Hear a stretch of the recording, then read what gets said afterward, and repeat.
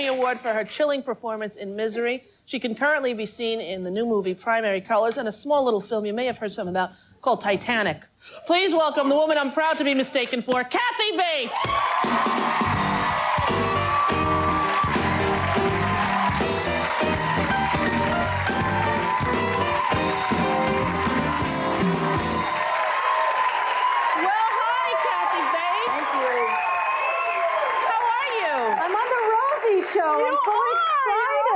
How's your doggy? Will he be scared with all these people? I don't think so. His name is Griffin. I think he'll probably go to sleep. I think the drums are scaring him. Yeah, no more drums, Ray. You're scaring the dog. Come on.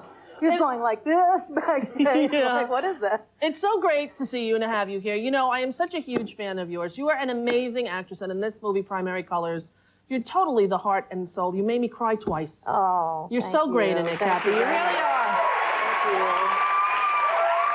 Thank you. I met you at a charity event years and years ago. Do you remember? I remember. It was one of the first things I was invited to do for Misery, and I had to make up a T-shirt. My friend Jeff Billings, who did my Oscar dress, helped me create a T-shirt, right. But I was terrible at selling it. Terrible. And then this woman came out after me, and I didn't know who you were at the time. She was hawking those T-shirts like you wouldn't believe, making money hand over fist, embarrassing people. It was great. That was me. I said, Who is that woman? I want to be like that. And I said to you that everyone loved you in Misery, and you know how I knew that? They kept stopping me in the mall really? and saying, "Oh my God, I thought you're such a great actress. Would you sign this for me?" And I signed Rosie O'Donnell. They're like, "Are you going to do Misery too?" I'm like, "That wasn't me." So, did you ever get mistaken for me? Yeah, well, actually, I've gotten a piece of mail that was yours, really? But I didn't send it on. I guess I should have. But really? That's all right. You open it. Do you need our footrest? Yeah, I'd love to have. Would you like it? You'll be our first guest. Hit the button. Hit the button right there. Here it is. You know, Kathy, we just installed it. You did? Because I was thinking, I would see guests, and I look and I see their feet, like mine. My feet don't reach the floor there. I know, it's true. This is great. Isn't it nice? Oh, I'm not going to leave now. No, please don't. So I have a gift for you. For me? Yes. Well, now this is a special gift. There's two parts to it, so you have to open it. Okay. It'll reveal itself as you go. This is a voodoo kit. a voodoo kit. Okay, and in the bottom of the bag is another item that you can use the voodoo kit on. It is a Donny Osmond!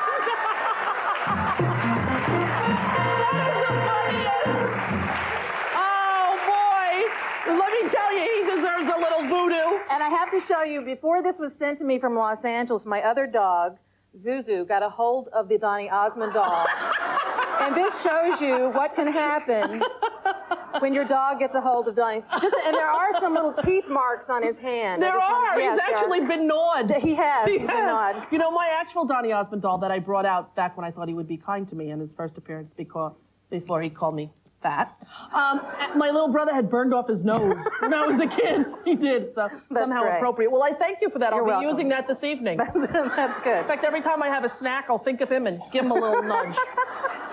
Now, you, at the Academy Awards with all those winners, was that an amazing experience for you? Oh, it was so cool. I was sitting between Anne Bancroft and Ernest Borgnine. Wow. And right before we went on, Ernest Borgnine said, "I think we ought to start a club."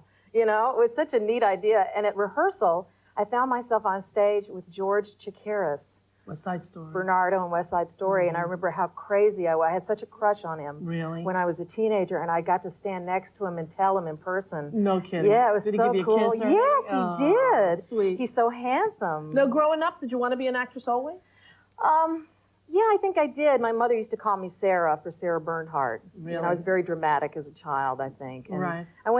When I went to high school, I did plays and studied it in college. So I think I've always wanted to do it. Where'd you grow up? Memphis, Tennessee. You did, because you don't really have an accent. No, when I first came to New York, 2 weeks of hailing cabs and people asking me about Elvis Presley and moonshine cleaned up my accent just like that. That's all it took. That's all it took. Now, I saw you on Broadway in Night Mother, which you were amazing in, nominated for a Tony, were you not? Yes. Did you win that yet? No, I didn't. You did Jessica not. Tandy won. Jessica Tandy. Thank you.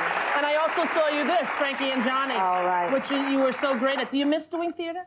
I do, yes, but I've been so busy with all these wonderful roles in film. It's just been great. I can't complain. And how about Titanic? Who knew it would be this unbelievably huge? Isn't it amazing? It's amazing, yeah. Was it a very difficult shoot? It must have been. It was. I think, I had an easier time because I wasn't down there as long. I was there for about 3 weeks, but I know Kate and Leo were just there for months, and it goes down at night, so it's all night shoots. Right, that's what's tough. And with the period costumes and the corsets, which I cannot recommend a corset. If anybody wants you to wear one, tell them no. Yeah, I had one in the Flintstones. Betty Rubble had a little corset thing. No, not fun. No. Now, I read in USA Today that there was a scene they cut out of you in the lifeboat fighting with people.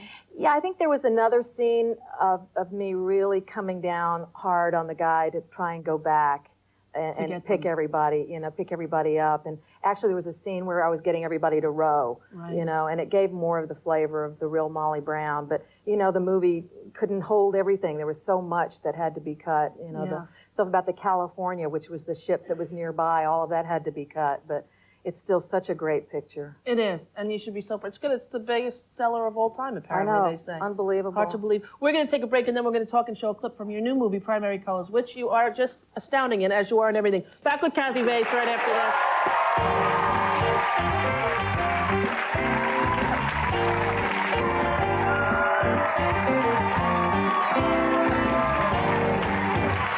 Back with Kathy Bates in Primary Colors.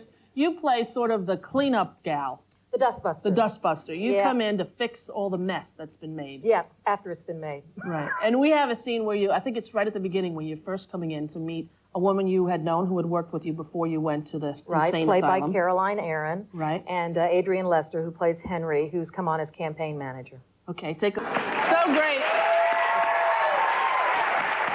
It's sort of the heart and soul and the moral, the moral fiber of the film in many ways, don't you think? She is. I mean, she's the conscience of the picture. She believes in her candidate, and she really wants him to win, and she doesn't believe in mudslinging, and she has ideals about herself, and that's where finally they part ways toward the end of the picture. Right. Heartbreaking at the end. I don't want to say it for people who haven't seen it yet, but you definitely must see it. Have you been getting a lot of people ask you questions about the White House situation now because of the timing of this? Definitely. Yeah. When we did the junket for the picture, that was all it was about. The timing was just so eerie.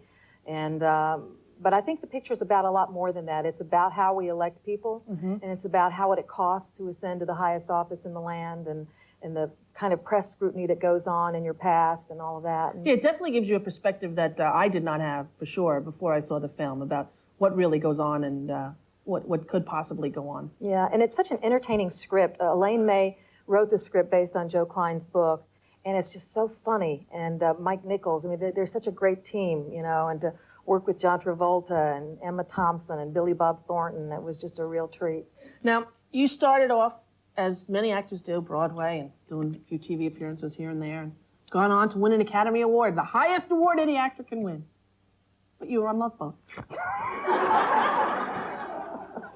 Well, as I said, our past often follows us around.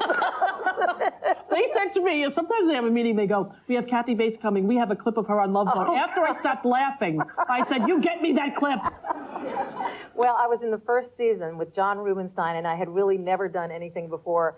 I can remember when we were doing some of the scenes, all these people were around us talking, and I kept trying to answer people. Finally, John said, honey, they're not talking to you. Nobody's talking to you. They're just setting up the show. Right. Want to see yourself on Love Boat? Oh, God. Yes, we can show you. Be enjoyable? All right. Kathy, take a look at Kathy Bates in Love Boat. Young woman, if you don't leave immediately, I'm going to call Captain Norton. Norton? The captain's name is Stubing. Captain Norton is captain of the Sun Princess. The Sun Princess? Oh, no. I'm on the wrong ship. So cute.